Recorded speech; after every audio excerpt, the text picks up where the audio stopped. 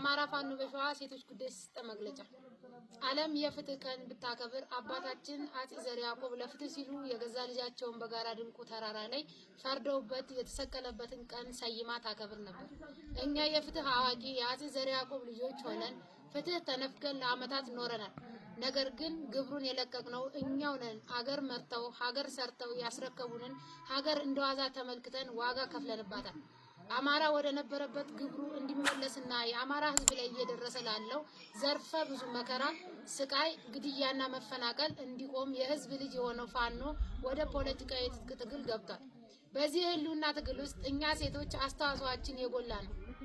የወራሪው አብይ አህመድ አስተዳደር ህገወጥ በሆነ መንገድ የታጠቁ አካላትን ከኦሮሚያ ክልል አስተዳደር ጋር በመሆን በመደራጀት በክልሉ ያሉ ህፃናትን ሲያስገድል፣ እናቶችን በእሳት ሲያቃጥል፣ እርጉዝ ሴቶች የአማራ ልጆች በኦሮሚያ ምድር አይወለዱም በማለት ሸልቀዶ ሲያወጣ፣ እንዲሁም ወጣት የዩኒቨርሲቲ ተማሪዎች እየታገቱ እየተደፈሩ በየጫካው እንዲቀሩና በአውሬ እንዲበሉ ያደረገ ስርዓት ነው። በ2013 ዓ.ም በደምቢ ዶሎ ዩኒቨርሲቲ 20 ተማሪዎች በፋሽስቱ አብይ አህመድ ቅጥረኛ ታጣቂዎች ታግተው የተወሰዱና ደብዛቸው የጠፋ ሲሆን በወቅቱ በስርዓቱ ላይ ከሊቅ እስከ ደቂቅ ሁሉም ማህበረሰብ በሰላማዊ ሰልፍ ጥያቄውን ሲጠይቅ እንደነበር የሚታወስ ነው።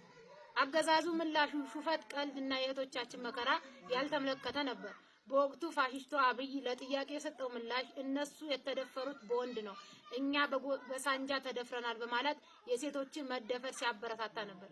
ከሰሞኑ የእህታችን ብርቱካን ተመስገን ከበደ ሰቆቃ በኢቢኤስ ቴሌቪዥን የወጣው ታግተው ከነበሩት ተማሪዎች መካከል አንዷ ነች።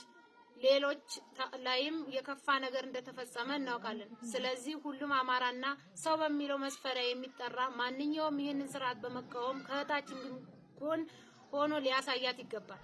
ሴት እህቶች የዚህ ስርዓት አስከፊነት በእኛ ላይ የበለጠ የሚበረታን ለኛ ለሴቶች በምድር ታይቶ የማይታወቅ ሰቆቃና መከራ ውስጥ የሚከት መሆኑን አውቃችሁ የህዝብ ልጅ ከሆነው ለእኩልነት ለፍትህና ለሀገር ሉዓላዊነት ከሚታገለው ፋኖ ጎን ተሰልፋችሁ የትግሉ አካል ወይም አጋር እንድትሆኑ እየገለጽኩኝ፣ አንደኛው የተባበሩት መንግስታት የሰብአዊ መብት ድርጅትና የኢትዮጵያ ሰብአዊ መብት ኮሚሽን ከብርቱካን ተመስገን ጎን በመቆም ኃላፊነታችሁን እንዲሁም ሞራላዊ ግዴታችሁን እንድትወጡ ማለት እንወዳለን። ሁለተኛ እየደረሰ ያለውን የሰብአዊ መብት ጥሰት ሁሉም የሚዲያ አካላት እንዲወግዙ እንዲሁም በዓለም አቀፍ ማህበረሰብ የአብይ አህመድ አገዛዝ ሰውን በማንነቱ ለይቶ የሚጨፈጭፍ መሆኑን እንዲረዳ እንፈልጋለን። ሶስተኛ አብይ ከሀገራችን ኢትዮጵያ አልፎ ምስራቅ አፍሪካ ችግር የሚሆንና እየሆነ ያለ ስርዓት መሆኑን ግልጽ ነው። ስለዚህ ሀገራችንን ሰላም፣ የምስራቅ አፍሪካ መረጋጋት የምትፈልጉ አካላት ይህንን ኃይል ተቃውማችሁ ልትቆሙ ይገባል።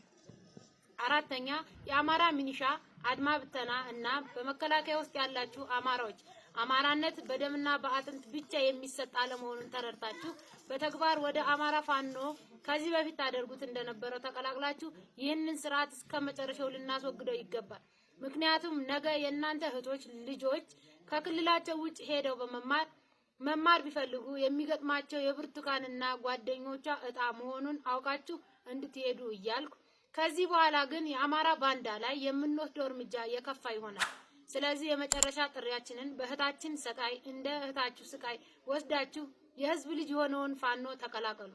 አማራና ሚስማር ሲመቱት ይጠብቃል እንደሚባለው በጣም ጠንካራና የተደራጀ ሆነን ይህንን ስርዓት እስከ ወዲያኛው ነቅለን ልንጥለው እንደሚገባ ሁላችሁም መረዳት ይኖርብናል። ስለሆነም ውድ የአማራ ወጣት ሴቶች ሆይ በትግል ላይ ከትግል ውጭም ያላችሁ እህቶቻችን በእህታችን ብርቱካን ተመስገንና ጓደኞቿ ላይ ለደረሰው እያንዳንዱ ሰቃይ፣ እንግልት፣ መከራ በእኛ ሁላችንም ላይ የደረሰ መሆኑን በመገንዘብ ይህ ድርጊት እንዳይቀጥል በጽኑ የስርዓት ለውጥ እስኪመጣና በምትኩ ለሁሉም የሚበጅ ስርዓት እስክንተክል ይህንን ፖለቲካዊ ትግል በመቀላቀል ሁላችንም ኃላፊነታችን እንድንወጣና አሻራችንን የማናሳርፍ ከሆነ ታሪክ እንደሚወቅሰን በመረዳት ሁላችንም የአማራ ሴቶች ትግላችንን እንድትቀላቀሉ በተጨማሪም በዓለም ላይ ያላችሁ እህቶቻችን ድርጊቱን እንድትዋግዙ በማለት መልእክታችንን እናስተላልፋለን። ክብር ለተሰዉት፣ ድል ለአማራ ሕዝብ። የአማራ ፋኖ በሸዋ ሴቶች ጉዳይ መምሪያ ኃላፊ ቀኛዝማች ትንቢት ኃይለማርያም